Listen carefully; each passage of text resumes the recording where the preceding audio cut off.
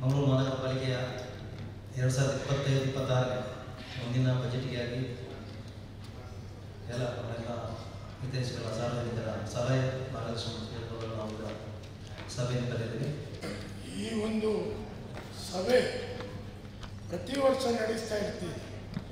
But ನಾವು ಕೆಲವರು ಪ್ರತಿ ವರ್ಷ ಬಂದು ಇಲ್ಲಿ ಮಹಾನಗರ ಪಾಲಿಕೆಗೆ ಯಾವ ರೀತಿ ಖರ್ಚು ವೆಚ್ಚ ಕಡಿಮೆ ಮಾಡಬಹುದು, ಯಾವ ರೀತಿ ಸಂಪನ್ಮೂಲವನ್ನು ಕ್ರೋಢೀಕರಿಸಬಹುದು ಹೇಳಿ ಹೇಳ್ತೇವೆ. ಬಟ್ ನಾವು ನೋಡಿದ ಪ್ರಕಾರ ಕಳೆದ ಒಂದು 12 ವರ್ಷದಲ್ಲಿ ನಾವು ಹೇಳಿದರಲ್ಲಿ ಒಂದೇ ಒಂದು ವಿಷಯವನ್ನು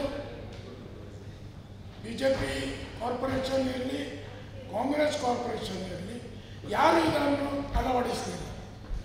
ಇದರಿಂದ ಪಾಲಿಕೆಗೆ ಸಂಪನ್ಮೂಲ ಕೂಡ ಬರಲಿಲ್ಲ.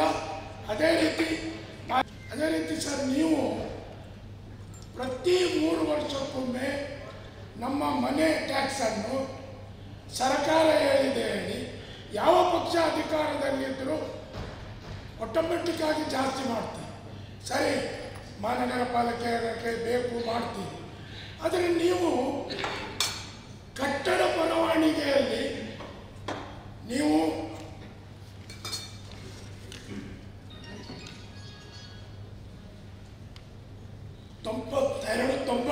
ರಲ್ಲಿ ಜಾಸ್ತಿ ಮಾಡಿದ್ವಿ. 92-93ರಲ್ಲಿ. ಆನಂತರ ನಾವು ಮೀಟಿಂಗ್ನಲ್ಲಿ ಹೇಳಿದ ನಂತರ 2002ರಲ್ಲಿ ಪುರಾಭಿವೃದ್ಧಿ ಶುಲ್ಕವನ್ನು ಮಾತ್ರ ಪರಿಷ್ಕರಣೆ ಮಾಡಿದೆ. 92-93ರಲ್ಲಿ 5 ಪೈಸೆ, 10 ಪೈಸೆ, 20 ಪೈಸೆ ಇತ್ತು. ಈಗ ಅದು ಯಾರಿಗೆ ಕಾಣುವುದಿಲ್ಲ. ಆದರೆ ನಮ್ಮ ಕಟ್ಟಡ ಪರವಾನಗಿಯಲ್ಲಿ ಇವತ್ತಿಗೂ 20 ಪೈಸೆ, 40 ಪೈಸೆ ಲೆಕ್ಕದಲ್ಲಿ ನೀವು ವಸೂಲಿ ಮಾಡ್ತಾ ಇದ್ದೀರಿ ಹೇಳ್ತೇನೆ.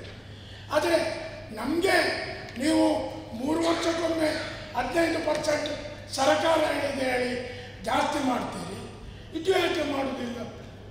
ಇದೇನು ಬಿಲ್ಡರ್ಸ್ಗಳದ್ದು ಮತ್ತು ಪಾಲಿಕೆ ಅಧಿಕಾರದ್ದು ಅಪವಿತ್ರ ಮೈತ್ರಿ? ನಮಗೆ ಕೇಳುವವರೇನು, ನಾವು ಯಾಕೆ ಕೊಡಬೇಕು, ಯಾಕೆ ಮಾಡುವುದಿಲ್ಲ?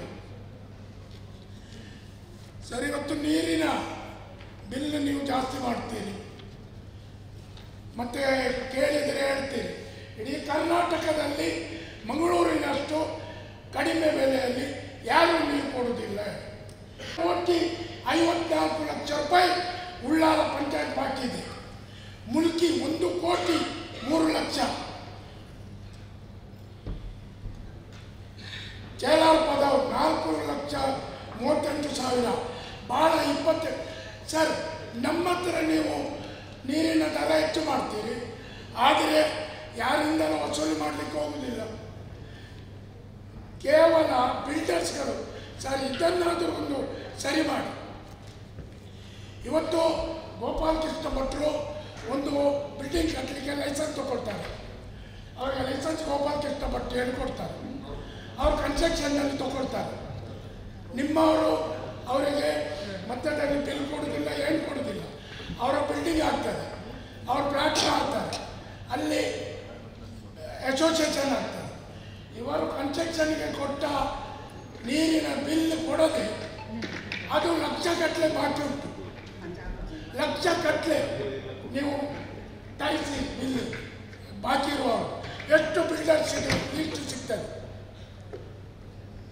ಪುನಃ ಅವರಿಗೆ ಇನ್ನೊಂದು ಬಿಲ್ಡಿಂಗ್ ಕಟ್ಟಲಿಕ್ಕೆ ಗೋಪಾಲಕೃಷ್ಣ ಭಟ್ರಿಗೆ ಕನೆಕ್ಷನ್ ಕೊಡ್ತೀವಿ. ಎಲ್ಲಿ ನೋಡಿ ಸರ್, ನಮ್ಮ ಅಂಗಡಿ ಮಾರ್ಕೆಟ್ ಎಲ್ಲ ಬಾಡಿಗೆಗೆ ಕೊಟ್ಟಿದೆ.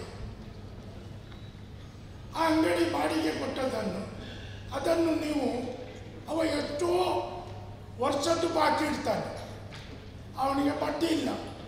ಅದೇ ನಾವು ಮನೆ ಟ್ಯಾಕ್ಸ್ ನಮ್ಮದು 2024-25 ನಾಳ್ದು ಮಾರ್ಚ್ ತನಕ ಇದ್ದರೂ ಕೂಡ ಮೇ ನಂತರ ನಮಗೆ ದಂಡ ಆಗ್ತಿದೆ. ಆದರೆ ನಮ್ಮ ಬಾಡಿಗೆಗೆ ಇರುವ ಹೋರ್ಡಿಂಗ್ ಸರ್, ಕಳೆದ 20 ವರ್ಷದಿಂದ ಹೋರ್ಡಿಂಗ್ ಇದು ರೇಟ್ ಪರಿಷ್ಕರಣೆ ಆಗಲಿಲ್ಲ. 20 ವರ್ಷದಿಂದ ಇದು ಅವರಿಗೆ ಬಡ್ಡಿ ಇಲ್ಲ, ಏನಿಲ್ಲ. ನೋಡಿ, ಖಾಸಗಿಯವರೊಬ್ಬರು ಮಂಗಳೂರು ಮಹಾನಗರ ಪಾಲಿಕೆಗೆ ಅವರ ಖರ್ಚಿನಲ್ಲಿ ಡಿಜಿಟಲ್ ಸರ್ವೆ ಮಾಡಿ ಕೊಟ್ಟಿದ್ದಾರೆ. ಮಂಗಳೂರು ಮಹಾನಗರ ಪಾಲಿಕೆ ಯಾವ ವಾರ್ಡಿಂಗ್ 20/40, 40/60 ಇದು ಕೊಟ್ಟಿದೆ, ಈಗ ಎಷ್ಟೊತ್ತು ಇದೆ ಅದನ್ನು ಕೂಡ ನಮ್ಮವರು ಸರಿ ಮಾಡಬೇಕು. ಆದರೆ ಇಲ್ಲಿ ಕೂಡ ಕೇವಲ ನೀರಿನ ದರ ಸಾಮಾನ್ಯ ಪ್ರಜೆಗೆ, ಟ್ಯಾಕ್ಸ್ ದರ ಏರಿಕೆ ಸಾಮಾನ್ಯ ಪ್ರಜೆಗೆ, ಬಾಕಿಯವರಿಗೆ ಏರಲಿಕ್ಕೆ ಇಲ್ಲ. ಇದಕ್ಕೆ ಒಂದು ಇದಿಲ್ಲ ಸರ್. ಈ ಬಾಡಿಗೆ ಕೊಡ್ತೇವೆ ನಾವೀಗ, ಆ ಒಂದು ಅಕೌಂಟನ್ನು ಮಹಾನಗರ ಪಾಲಿಕೆ ಲಿಂಕ್ ಮಾಡಿ ಪ್ರತಿ ತಿಂಗಳು ಅವನ ಅಕೌಂಟ್ನಿಂದ, ಈಗ ನಾವು ಮೆಸ್ಕಾಮಿಗೆ ಬಿಲ್ ಕಟ್ಟೋದು ಹೇಗೆ ಕಟ್ ಮಾಡ್ತಾರೆ ಮೆಸ್ಕಾಮ್ನವರು, ಹಾಗೆ ಅವನ ಅಕೌಂಟ್ನಿಂದ ಪಾಲಿಕೆಗೆ ಹಣ ಬರುವ ಹಾಗೆ ಮಾಡಿ, ಆಗ ಅದು ಕರೆಕ್ಟಾಗಿ ಬರ್ತದೆ. ಇವತ್ತು ನೋಡಿ, ಮಾನ್ಯ UT ಖಾದರ್ ಅವರು ನಮ್ಮ ಉಸ್ತುವಾರಿ ಸಚಿವರಿರುವಾಗ ಉರ್ವ ಮಾರ್ಕೆಟ್ ಓಪನ್ ಆಯಿತು. ಇವತ್ತಿಗೆ ಎಷ್ಟು ವರ್ಷ ಆಯಿತು. ಆ ಮಾರ್ಕೆಟ್ ಪಾಳು ಬಿದ್ದಿತ್ತು. ಅದರ ಕೆಳಗೆ ಒಮ್ಮೆ ಹೋಗಿ ವಾಟರ್ ಕಾಂಡೋಮ್ ಎಲ್ಲ ಸಿಗ್ತದೆ. 6 ವರ್ಷದಲ್ಲಿ ನಮಗೆ ಎಷ್ಟು ಲಾಸ್. ಇವತ್ತು ಅಳಕೆ ಮಾರ್ಕೆಟ್, ಅದನ್ನು ಮಾರ್ಕೆಟ್ ಹೇಳುವಂದರೆ ಅವನಿಗೆ ಹುಚ್ಚು ಅಂತ ಯಾವ ರೀತಿ ಕಟ್ಟಿದ್ದಾರೆ ಏನು ಗೊತ್ತಿದೆ. ಅದರಲ್ಲಿ ಯಾರಿದ್ದಾರೆ. ಈಗ ಕದರಿ ಮಾರ್ಕೆಟ್ ಆಗ್ತಾ ಇದೆ. ಆದರೆ ನಾವು ಇಂಟರ್ನ್ಯಾಷನಲ್ ಸ್ಟ್ಯಾಂಡರ್ಡ್ ಹೇಳಿ ಮಾರ್ಕೆಟ್ ಕಟ್ಟಿದ್ದೇವೆ. ಮಾರ್ಕೆಟಿಗೆ ಆದ ಖರ್ಚಿನ ಆಧಾರದಲ್ಲಿ ಬಾಡಿಗೆ ಫಿಕ್ಸ್ ಆಗುತ್ತೆ. ಆ ಬಾಡಿಗೆ ಫಿಕ್ಸ್ ಆದಾಗ ಇಲ್ಲಿ ಅವರಿಗೆ ಸಾಧ್ಯ ಆಗುವುದಿಲ್ಲ, ಹಾಗಾಗಿ ಹೋಗ್ಲಿಕ್ಕೆ ಒಪ್ಪುದಿಲ್ಲ. ಅಟ್ಲೀಸ್ಟ್ ಉರ್ವ ಮಾರ್ಕೆಟ್ನವರಿಗೆ ನೋಟಿಸ್ ಮಾಡಿ 1 ತಿಂಗಳೊಳಗೆ ನೀವು ಶಿಫ್ಟ್ ಆಗದಿದ್ದರೆ ನಿಮ್ಮ ನೀರು ಮತ್ತು ವಿದ್ಯುತ್ ಸಪ್ಲೈ ಕಟ್ ಮಾಡ್ತೇವೆ, ಆಗ ಹೋಗುವುದಿಲ್ಲ. ಇಲ್ಲಿ ಯಾರು ಮಾಡೋದಿಲ್ಲ. ಯಾಕೆ? ಮಹಾನಗರ ಪಾಲಿಕೆ ಚುನಾವಣೆ ಬಂತು, ಓಟ್ ಬೇಕು. ಅದಕ್ಕಾಗಿ ನಮ್ಮ ಕೋಟಿ ರೂಪಾಯಿ ಮೊದಲು ಯಾವುದೇ ರಸ್ತೆಯ ಡಾಮರ್ ಆದರೆ 2000 ಡಾಮರ್ ಆದರೆ ಒಳಚರಂಡಿದ್ದು ಲಿಂಟಿ ಕೆಳಗೆ ಇರ್ತದೆ. ಅದನ್ನು ರಸ್ತೆ ಮಟ್ಟಕ್ಕೆ ತರಲಿಕ್ಕೆ ಎಸ್ಟಿಮೇಟ್ ಆಗ್ತಿತ್ತು 8,000ದಿಂದ 9,000. ಅದು ಖಾಲಿ ತೆಗೆದು ಕಾಂಕ್ರೀಟ್ ಹಾಕಿ ತರೋದು. ಕಳೆದ 5 ವರ್ಷದಲ್ಲಿ ನೀವು ವರ್ಷ ಕಮಿಟಿ ಅಂದಾಜು ಪಟ್ಟಿ ತೆಗೆದು ನೋಡಿದರೆ ಎಲ್ಲವೂ 4ರಿಂದ 5 ಲಕ್ಷ ರೂಪಾಯಿ. ಇವರು ಬರೆಯುವುದಂತ ಹೇಳಿದರೆ ಅದನ್ನು ಸರಿ ಮಾಡಲಿಕ್ಕೆ ಮತ್ತೆ ಒಳಚರಂಡಿ ಜಾಲ ವಿಸ್ತರಣೆ. ಸರ್, ವಿಸ್ತರಣೆ ಎಲ್ಲಿ? ಯಾರು ನೋಡ್ತಾರೆ? ಕಾರ್ಪೊರೇಟರ್ ನೋಡ್ತಾರ, ಮೇಯರ್ ನೋಡ್ತಾರ, ಕಮಿಷನರ್ ನೋಡ್ತಾರ? 9,000ದಲ್ಲಿ ಆಗುವ ಒಳಚರಂಡಿಯ ಒಂದು ಮ್ಯಾನುವಲ್ ಇದು ಎತ್ತರಿಸಲಿಕ್ಕೆ 4.5 ಲಕ್ಷ ರೂಪಾಯಿ. ಅರ್ಥ ಉಂಟಾ ಸರ್? ಸರ್, ಇನ್ನೊಂದು ನೋಡಿ, ಡಿವೈಡರ್ನಲ್ಲಿ ಗಿಡಗಳಿಗೆ ನೀರಿಗೆ ಹೇಳಿ ಒಂದು ಪೈಪ್ ಆಗ್ತಾ ಇತ್ತು, ಇದೆ, ಅದು ಒಳ್ಳೆಯದು. ಆದರೆ ಈ ಬಾರಿ ರಸ್ತೆ ಬದಿಯ ಗಿಡಕ್ಕೆ ನೀರು ಬಿಡಲಿಕ್ಕೆ ಪೈಪ್ ಹಾಕಲಿಕ್ಕೆ 2 ಎಸ್ಟಿಮೇಟ್ ಆಗಿದೆ 8 ಲಕ್ಷ ರೂಪಾಯಿ. 8 ಲಕ್ಷ ರೂಪಾಯಿನಲ್ಲಿ ಗಿಡ ಉಂಟಾ?